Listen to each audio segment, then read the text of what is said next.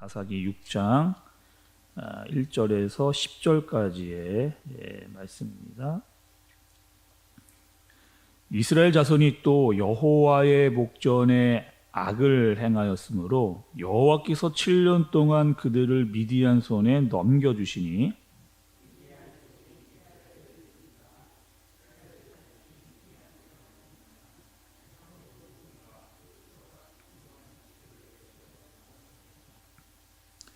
이스라엘이 파종할 때면 미디안과 아말렉과 동방 사람들이 치러 올라와서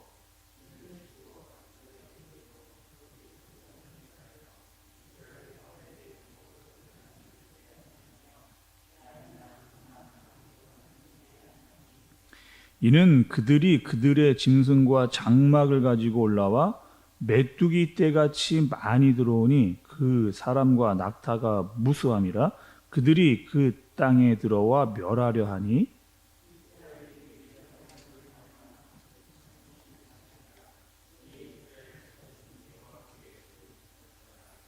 여호와께서 이스라엘 자손에게 한 선지자를 보내시니 그가 그들에게 이르되 여호와께서 이같이 말씀하시기를 이스라엘의 하나님 내가 너희를 애굽에서 인도하여 내며 너희를 그 종 되었던 집에서 나오게 하여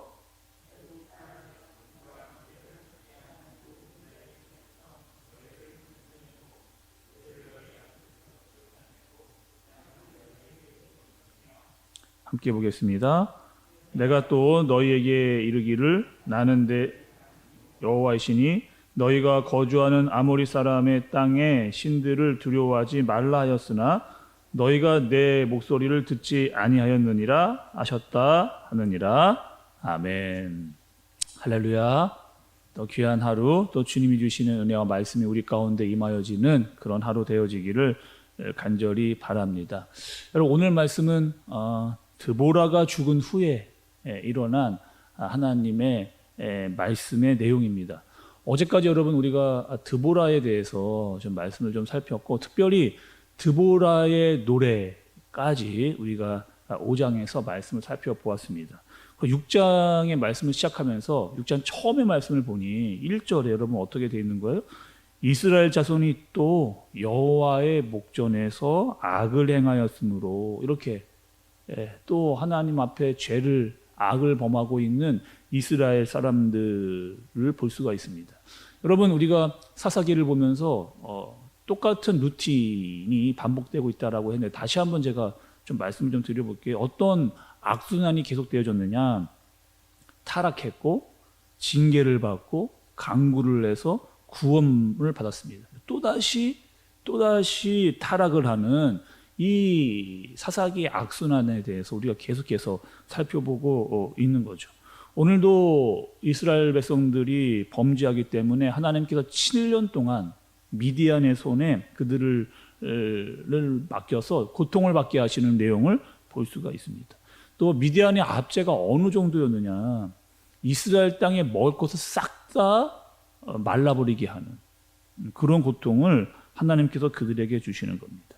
드보라로 인해서 40년 동안 평화를 얻고 그것 때문에 살아왔는데 하나님의 은혜를 잊어버린 거예요. 몇십 년 동안 이제 살만하다 생각이 되어지니까, 편안하다 생각되어지니까, 지금 누리고 있는 이 평화가 당연한 것으로 여겨지게 되다 보니까 우리가 언제 힘들었냐는 식으로 또다시 감사할 줄 모르는 그런 백성들이 되어져 가서 하나님께 죄를 범하고 있는 모습을 볼 수가 있는 겁니다. 여러분, 다시 한번 1절과 2절의 말씀을 제가 봉독해 볼게요. 이스라엘 자손이 또 여호와의 목전에 악을 행하였으므로 여호와께서 7년 동안 그들을 미디안의 손에 넘겨주시니 미디안의 손이 이스라엘을 이긴지라. 이스라엘 자손이 미디안으로 말미암아 산에서 웅덩이와 굴과 산성을 자기들을 위하여 만들었으며, 이렇게 기록을 하고 있죠. 이스라엘 백성들이 어떻게 한 거예요, 여러분? 미디안의 괴롭힘에 견딜 수가 없어서 산으로 도망하고 있는 모습을 볼 수가 있는 겁니다. 산에 올라가서 어떻게 했어요? 굴을 파고 동굴을 만들고 웅덩이를 파서 거기에 피신해 있는 이런 상황을 볼 수가 있는 거죠. 이스라엘 전역이 초토화 돼서 이제는 도저히 살 수 없어 산으로 올라가야만 하는 이스라엘 백성들의 상황입니다. 여러분, 우리가 이 사사기를 보면서 얼마나 안타까운 마음이 들어요?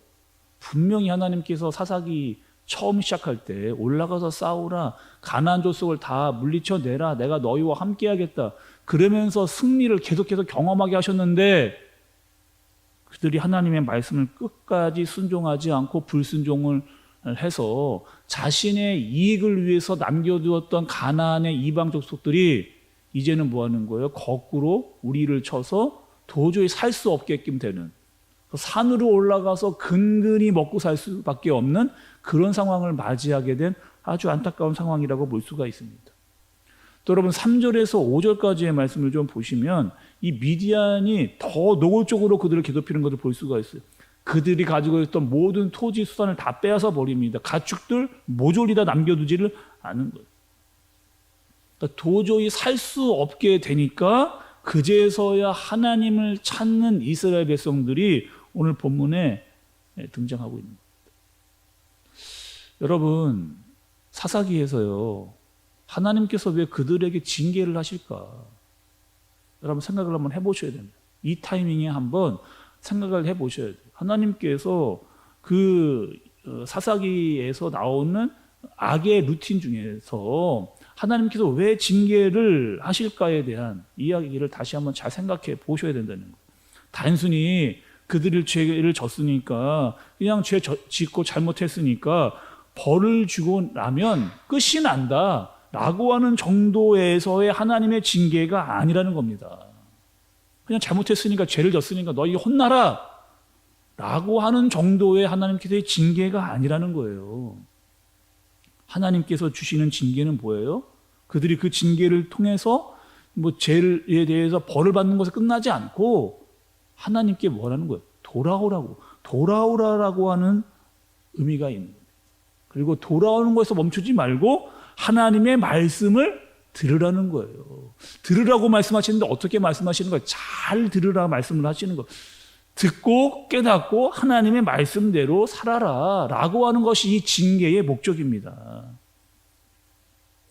그래서 오늘도 하나님께서 이 본문에 보니까 한 선지자를 그들에게 보내시는 거예요.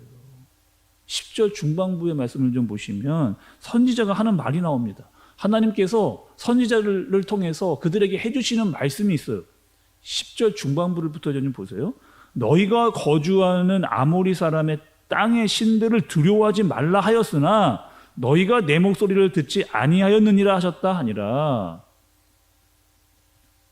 이스라엘의 여러분 가장 심각한 범죄는 뭐였나요?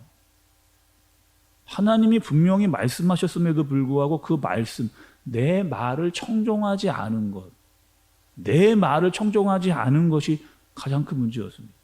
거기다가 뭐 하는 거예요? 가나안 땅에 들어와 있는 이방신 그들을 섬기지 말라라고 분명히 이야기했는데 그들을 두려워하고 있는 이스라엘 백성들이 가장 큰 문제를 낳은 겁니다. 여러분, 오늘 이스라엘 민족이 또 이방신을 두려워했던 이유는 무엇일까요? 여러분? 가나안 땅에 들어와 살면서 이스라엘 백성들이 이방신들을 두려워했던 두 가지 아주 중요한 의미가 있습니다. 첫 번째는 무엇이냐면 이방신을 더 나아 보이게끔 그들이 살아간 거예요. 하나님을 온전히 신뢰하지 않은 거예요. 여러분, 우리가 출애굽기 말씀을 보면서 이 사사기를 보기 전에 우리가 출애굽기를 본 것이 참 감사합니다. 여러분, 출애굽기에 등장했던 하나님은 어떤 하나님이셨어요? 이스라엘에게 세계 최고의 강국이었던 애굽을 물리치고 그 애굽에서 인도해 내주신 분이 하나님이에요. 홍해와 요단강을 가르셨던 분이 바로 하나님이십니다.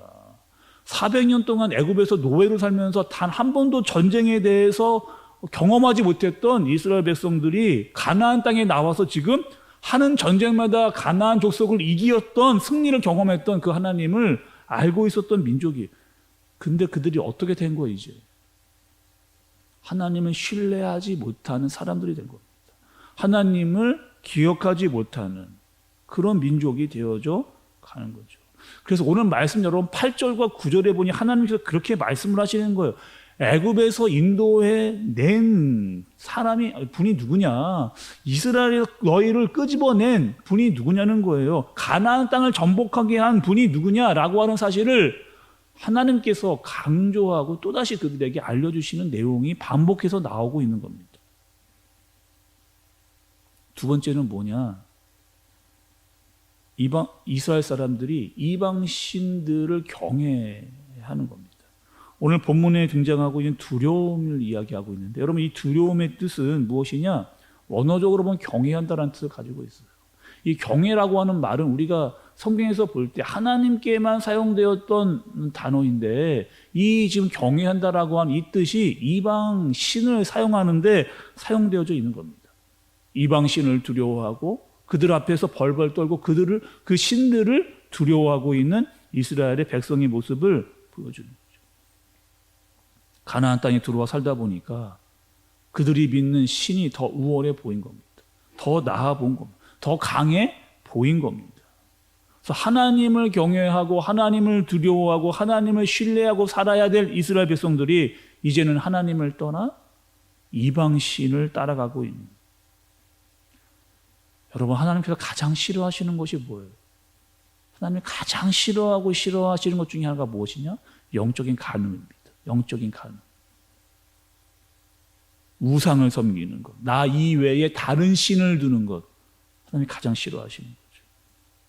그리고 오늘 본문을 통해서 하나님께서는 이스라엘 백성들에게 분명한 메시지를 그들에게 주고 계시는 거예요. 하나님을 기억하라는 거예요. 하나님이 어떠한 분이신지 너희는 기억하라는 거예요. 애굽을 물리치신 하나님을 너희는 기억하라는 거예요. 가나안 땅에 들어와서 가나안 땅에서 승리를 하게 하신 하나님을 기억하라는 거예요. 너희가 두려워하고 너희가 경외해야 될 분은 이방 신과 우상이 아니라 하나님이라고 하는 사실을 기억하라고 하나님께서 말씀하고 계시는 거예요. 오늘 여러분, 우리는 다시 기억해야 됩니다. 하나님이 어떠한 분이신지, 하나님이 우리를 여기까지 어떻게 인도해 주셨는지를 우리는 기억해야 됩니다. 그리고 이 세상에 그 어떤 것도 하나님보다 우월할 수 없다, 더 힘이 없다라고 하는 사실을 아셔야 됩니다. 오직 하나님만이 이 땅에서 가장 큰 능력과 힘을 가진 통치자이시며 능력이신 분이시다라고 하는 사실을 우리가 반드시 다시 기억해야 됩니다. 세상의 그 어떤 가치관과 이념과 또 배움이 그분을 뛰어넘을 수 없다라고 하는 사실을 기억해야 되는 거죠.